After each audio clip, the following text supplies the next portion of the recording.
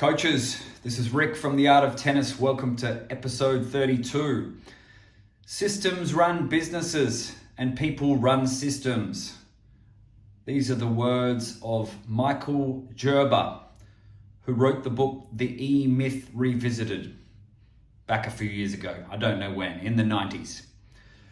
So look, if you haven't been here before, I'm Rick. I do this weekly YouTube episode. And if you're interested in this, go to my community on Skool, link down below. So my job here is to help coaches become better at their craft and a little bit more business savvy. So today is going to be on the business savvy side. Now look, what did Michael Gerber have to say? Now basically he looked at a small business and he found the secret to a successful small business is understanding the three different roles within it. Okay, so look, we've got technician. Now, what is a technician of a business? A technician is whoever is doing the craft, whoever is doing the trade. So for example, the technician in tennis is the tennis coach. It is the lessons, it is the privates, the groups, etc. So it's the person actually doing the service or the product, perhaps, if it's a racket or restring. It's the person actually doing the work. Now, the technician is super important. You need to make sure you are a good technician and your coaching team are developing technicians. So what can happen with the technician part of the business? So for example, you get a guy who goes to trade school as a plumber, learns how to do it from other people, works it all out, can do every job. So he starts a business. And guess what? He does every single job and he's good. So he gets high demand. So he's working longer hours. So then he's doing 10 hours a day, earning good money. But then he's got the admin to do. All right. And then he's got some other parts of the business that he was hoping to build a website and hoping to do this other stuff. But because he's a technician and he's stuck working in the business, then he comes a little bit unstuck. And he gets stressed, and suddenly this small business wasn't what he believed it could be, but it becomes this job with a lot of hours, maybe earning some good money, but the stress is not worth the money. And so you're doing suddenly 50 hours a week, 60 hours a week, and then getting to Saturday and having to do the bookwork and the admin, the bookkeeping, etc., the tax. So this can happen with technicians. If you get stuck being a technician and you don't develop other skills, that's going to be your life. You're going to be a self-employed coach in tennis terms.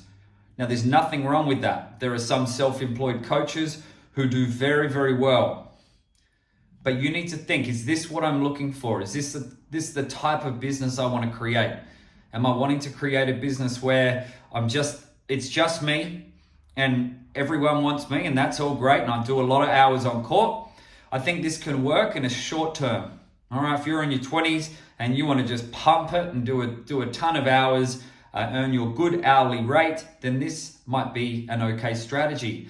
But if you're trying to build a business takes many years. Okay, a business is almost like raising a child. It goes through different stages. And if you want a long-term sustainable business, you need to look beyond the technician.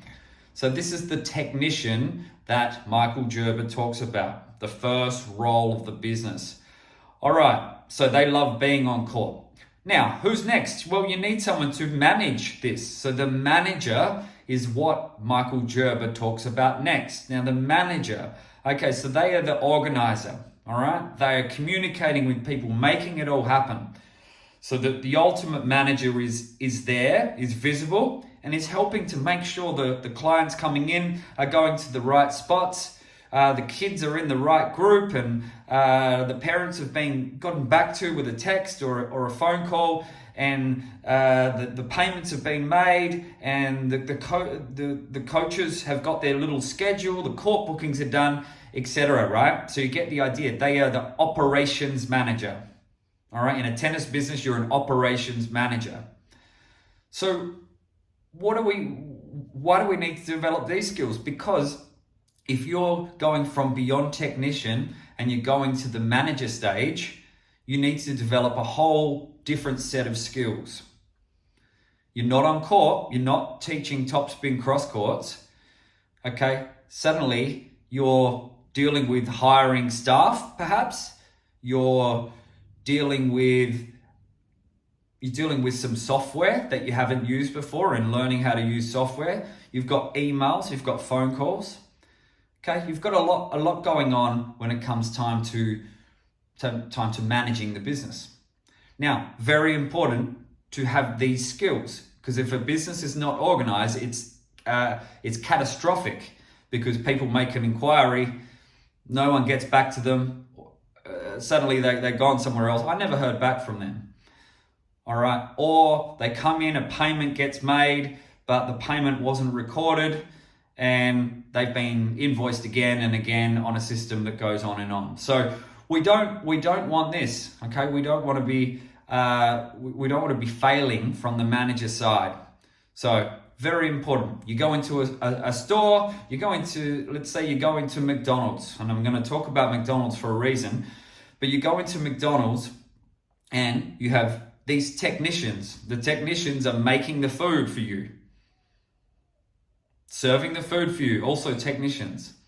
But you've normally got someone there who is the manager, and they're making sure that whoever is meant to be rostered on is there, that the right amount of people are making the burgers, that the right amount of people were working the front, all right? And it's getting to a peak time, so we need to make sure someone else is coming on, and it goes on and on. So in that McDonald's shop, McDonald's store, you've got technicians and managers. Now, why McDonald's? All right, not recommending fast food. I do love a hash brown myself, but I tried not to have it too much. But let's look at McDonald's, because Michael Gerber actually says McDonald's is one of the best systemized businesses in the world. Why is it the best systemized business? Because they have processes easily documented and laid out for all their staff. So if you're that technician and you're working the back doing the fries, and I have never worked at McDonald's, so I'm guessing here, but the light is on, green, green, green, okay, good, it's ready. All right, the timer is going down. There is a certain amount of time that you're gonna need to have warming up your apple pie. All right, these are all systemized. No one needs to remember it. It's systemized either by lights or timer or just training, really easy training. So the fact that it's so well systemized means that you get a consistent customer experience.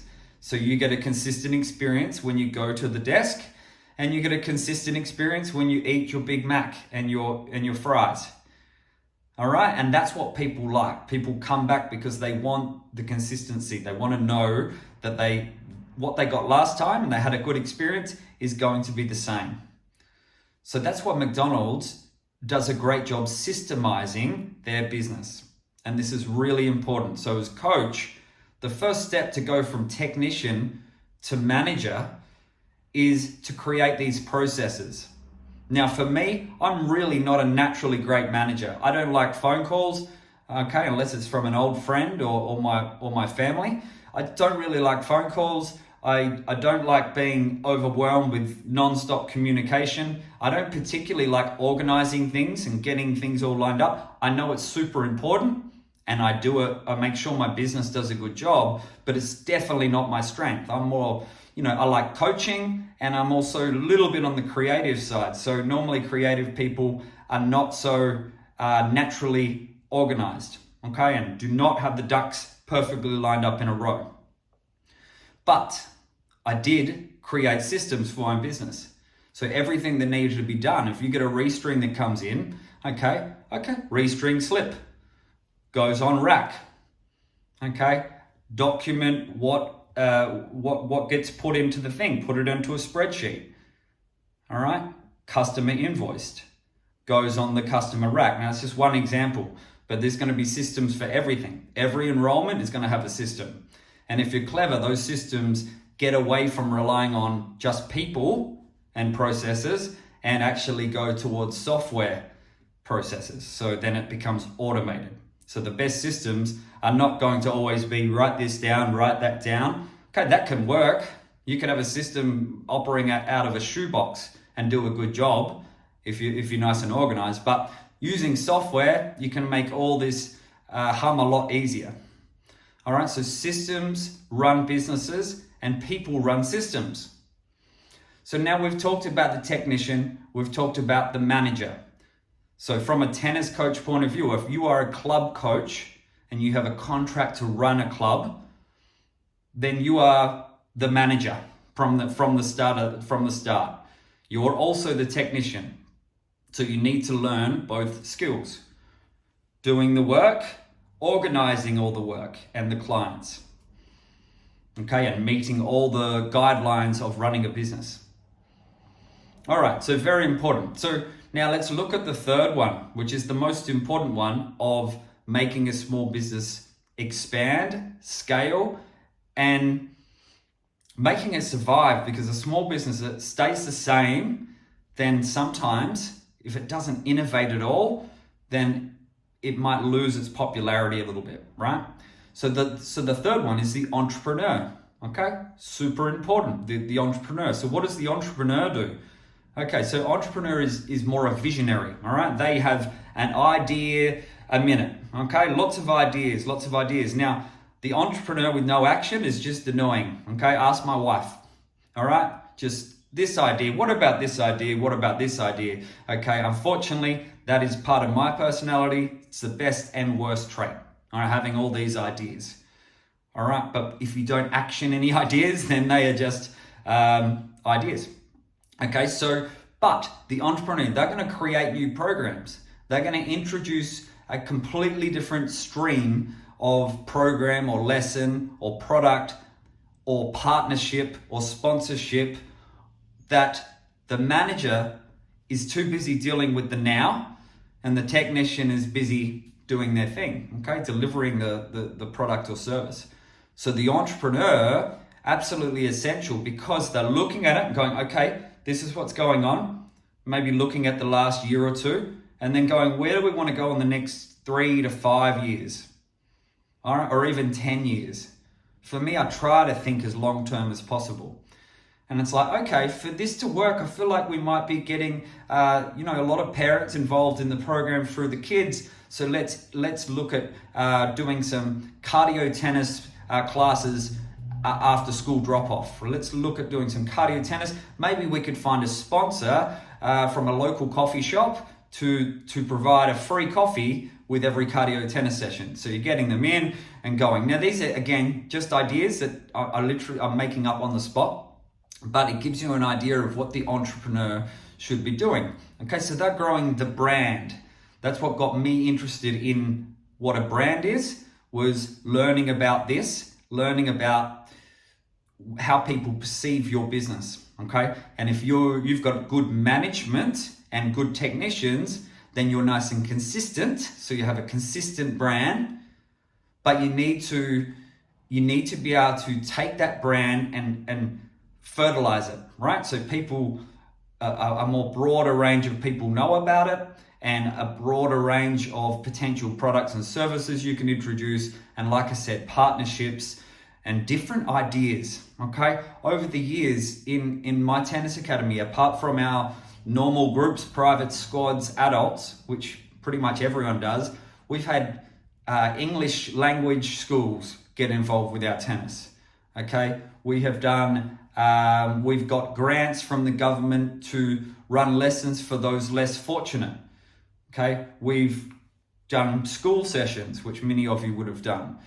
We've looked at all sorts of different areas, and not just in the lesson program front, but also, how people perceive us, which then develops into how do you want your website to look? How do you want to be perceived here? Okay, how do you get people finding you online? And these days with social media, how are we creating that flywheel effect where people are seeing your content, seeing your players, and then they're coming back, or they're telling people to get involved. All right, so now you've got to really think about what are you most natural about, okay? So as a coach, you are probably naturally going to be 2 of these, maybe only 1, but you can develop skills in the other one. So naturally, you're going to be a good technician, because if you're tennis coaching, I'd like to think you're good. If you're watching this, you're obviously searching for ways to get better. So you've really already, you've done half the battle. So you're a technician.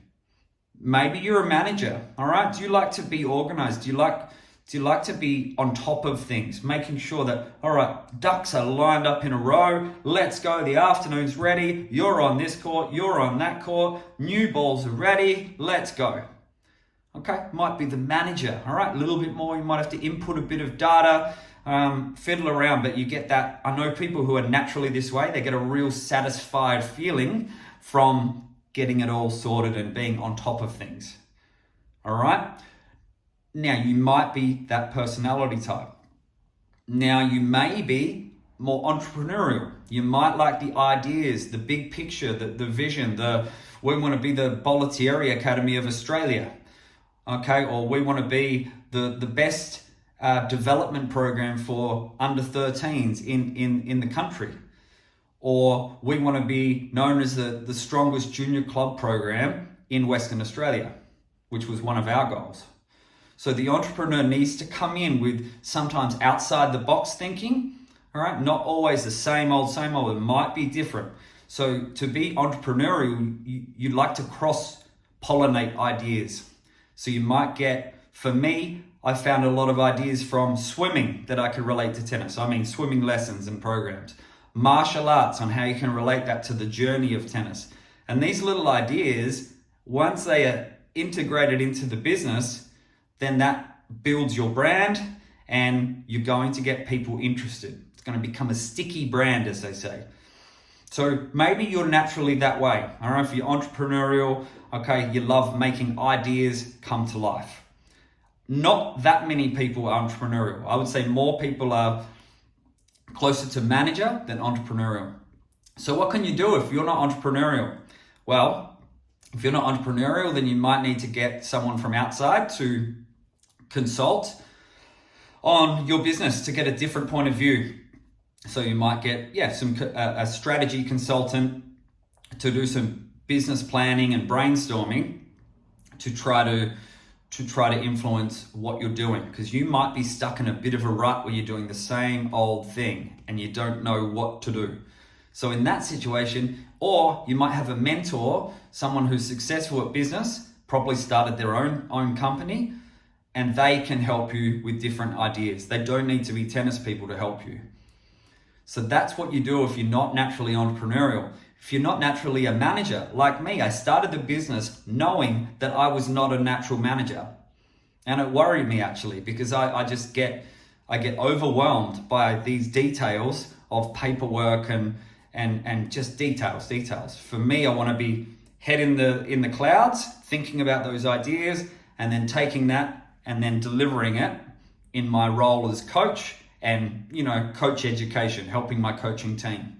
So I sort of know myself pretty well that, the manager side's not natural for me, but hey, I did, stay involved as a manager for, the first 3 years. I was doing everything, okay? And it was hard doing the parts I didn't like, but I did it.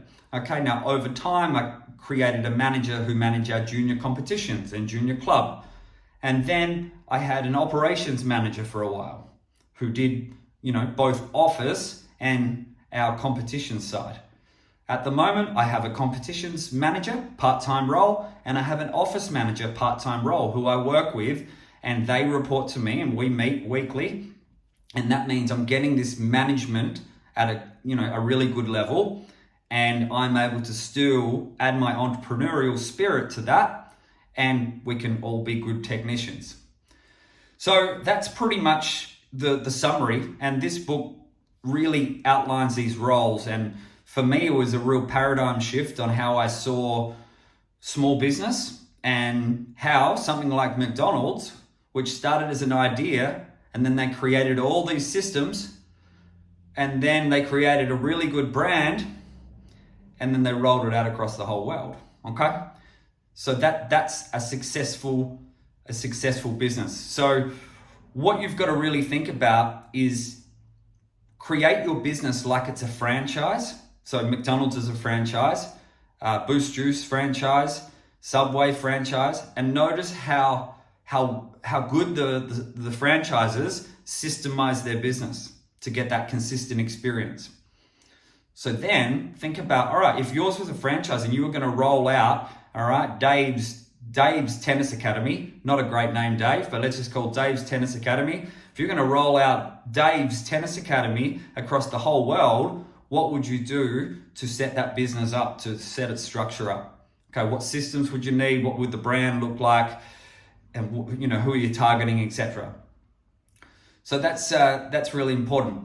So think about systemizing your business a little more. Think about the roles that you can play within your business and who you need to get in to make your business go to the next level. So I think that's it from me. Like I said, I'm building some resources on the platform Skool. Click below. What else? I think that's about it from me. So we will see you next time. Cheers.